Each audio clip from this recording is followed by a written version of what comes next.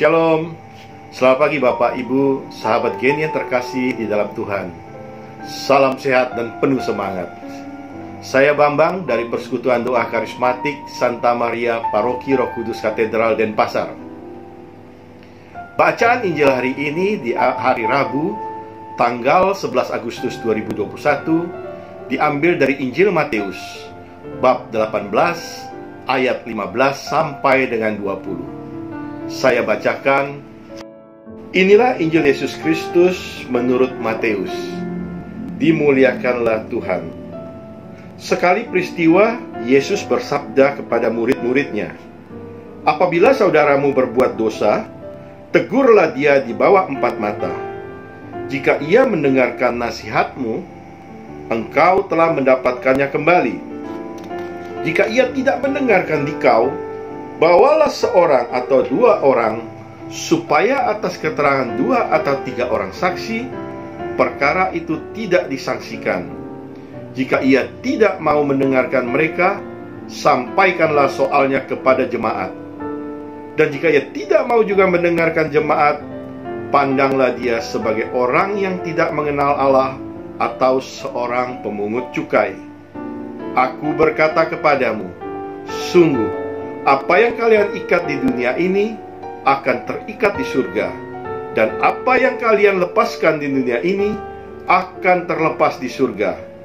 Dan lagi aku berkata kepadamu, jika 2 orang di antaramu di dunia ini sepakat meminta apapun permintaan mereka itu akan dikabulkan oleh Bapakku yang di surga. Sebab di mana ada 2 atau 3 orang berkumpul demi namaku, aku hadir di tengah-tengah mereka." Demikianlah Injil Tuhan. Terpujilah Kristus. Bapak, Ibu, dan sahabat-sahabat Geni yang terkasih di dalam Tuhan, bacaan Injil hari ini mengingatkan kepada saya bahwa di dunia ini tidak ada seorang pun yang terlepas dari dosa. Tidak seorang pun yang sempurna. Namun bukan berarti dengan mengatasnamakan bahwa semua orang tidak ada yang sempurna, lalu kita mencoba untuk berbuat dosa. Itu menurut saya konyol sekali, karena berarti kita menantang Tuhan. Kita bisa lihat Bapak, Ibu, dan sahabat Geni yang terkasih dalam Tuhan, akhir-akhir ini di medsos kita bisa membaca, bisa mendengar semua orang mencaci maki dengan seenaknya. Semua orang bisa menghujat satu dengan yang lainnya. Semua orang bisa saling menjatuhkan. Ini suasana tidak baik sama sekali. Karena semua otak kita, semua pikiran kita, semua penglihatan kita diubek-ubek, dikacaukan. Kita tidak tahu lagi mana berita yang merupakan hal kebenaran dan mana juga berita yang hoax. Sementara di dalam bacaan hari ini, kita mau diingatkan kepada Tuhan Yesus bahwa di dalam kehidupan kita sehari-hari, senantiasa kita mengalami banyak hal, banyak masalah yang harus kita hadapi bersama-sama. Dan semuanya itu tidak serta-merta dengan hati yang panas. Hendaknya kita berpikiran dengan pikiran yang jernih. Saya berasumsi dan saya beranggapan, jika kita mencoba mendengarkan apa yang saat ini terjadi tanpa kita mengetahui hal yang sebenarnya, berarti kita sudah mendengarkan suara-suara iblis. Ada 3 hal yang menurut saya kita mendengarkan suara iblis atau setan. Yang pertama adalah kesombongan. Kesombongan adalah pintu utama. Saya katakan sekali lagi bahwa pintu utama, bahwa kita sudah mulai masuk di dalam kuasa setan. Karena apa? Kesombongan membuat kita tinggi hati. Kita mau dilayani, kita mau dihargai, kita mau dihormati, bahwa kita adalah seseorang yang berarti, sangat berarti. Orang lain kita anggap bukan siapa-siapa. Di sini iblis sangat berperan di dalam kesombongan itu, karena dia memainkan egonya kita. Dia memainkan emosinya kita supaya menganggap bahwa kita adalah orang yang paling berarti atau paling berguna di dunia ini. Lalu temannya kesombongan itu adalah amarah. Kalau kita sudah sombong, kita mau dihargai, kita mau dihormati. Dan jika ada orang yang tidak menghormati atau menghargai kita, maka timbullah amarah kita. Amarah adalah pintu masuk yang kedua dari iblis kepada kita. Iblis mulai masuk makin dalam. Dia mengubek-ubek emosinya kita, sehingga dengan kemarahan-kemarahan yang meluap merasa kita tidak dihargai, kita tidak dihormati, ya, dan kita tidak mendapatkan pelayanan yang baik, malah amarah kita muncul. Kalau amarah itu tidak bisa kita kendalikan dengan baik, maka kita bisa melakukan sesuatu yang malah akan menambah dosa kita lebih jauh. Dan ketiga, keserakahan. Ini adalah pintu terakhir dari setan untuk semakin masuk ke dalam hati kita.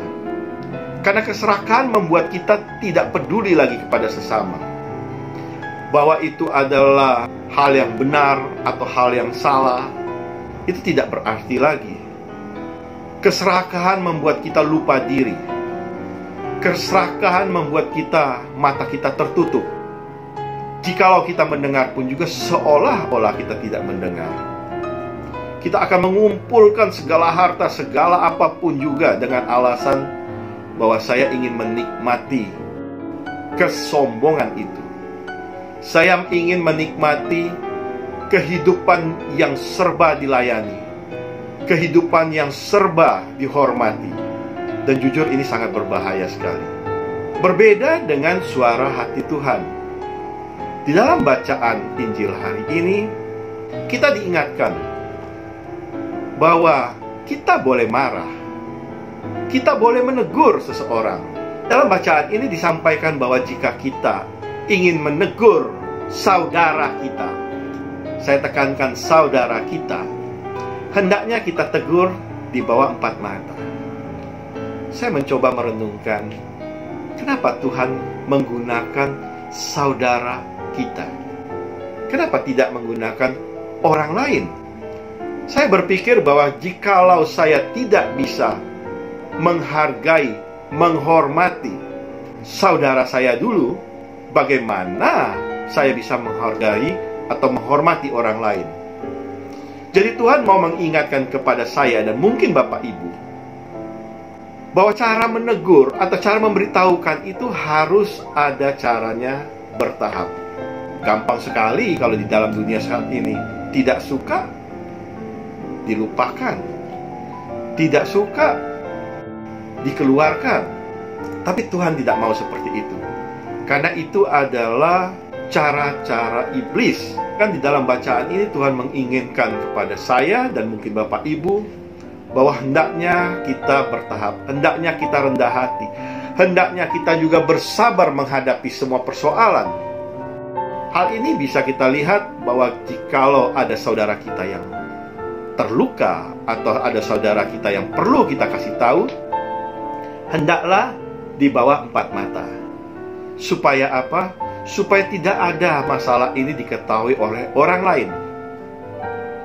Dan itu diharapkan bahwa dengan cara seperti itu sama-sama bisa saling menerima. Namun jika cara itu juga belum berhasil, kita tidak boleh putus asa. Kita coba dengan cara kedua. Kita panggil 2 atau 3 orang yang mampu untuk meyakinkan dia. Dan Tuhan menyampaikan pun juga tidak cukup 2 kali. Kalaupun itu tidak berhasil, dibawalah ke jemaat, sidang jemaat. Kalau saya asumsikan sidang jemaat itu kita bawa ke gereja lah, ya. Kita ajak Romo untuk berdiskusi. Dan Tuhan sampaikan juga jika ini pun tidak berhasil, rasa-rasanya kita perlu bukan melupakan atau menyingkirkan dia, ya, tetapi mungkin perhatian kita lebih kepada orang lain. Lebih banyak orang lain yang masih membutuhkan kita untuk kita perbaiki, untuk kita selamatkan. Di saat-saat yang seperti saat ini, zaman yang serba susah seperti gini, emosi itu tidak tertahankan, dan itu sangat-sangat disukai oleh setan. Di saat yang semakin sulit seperti begini, siapapun yang menjadi provokator, siapapun yang menyampaikannya itu tidak baik, pasti akan ditanggapi dengan sungguh luar biasa.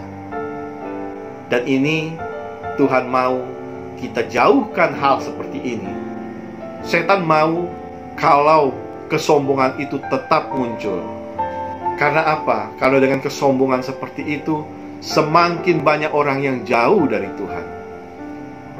Nah, semoga renungan pagi hari ini mengingatkan kepada kita dengan bacaannya dari Injil Matius bab 18 ayat 15-20. Tuhan mau mengingatkan kepada kita, memang kita tidak ada yang sempurna, tapi janganlah menjadikan ketidaksempurnaan itu menjadi hal yang membenarkan kita untuk berbuat dosa. Semoga renungan singkat pagi hari ini bisa membawa kita untuk berpikiran lebih baik lagi, untuk berpikiran lebih bijaksana lagi, untuk berpikiran lebih ke arah apa yang Tuhan inginkan dan bukan yang kita inginkan. Semoga semuanya menjadi baik dan kita pandai dalam memilih. Shalom.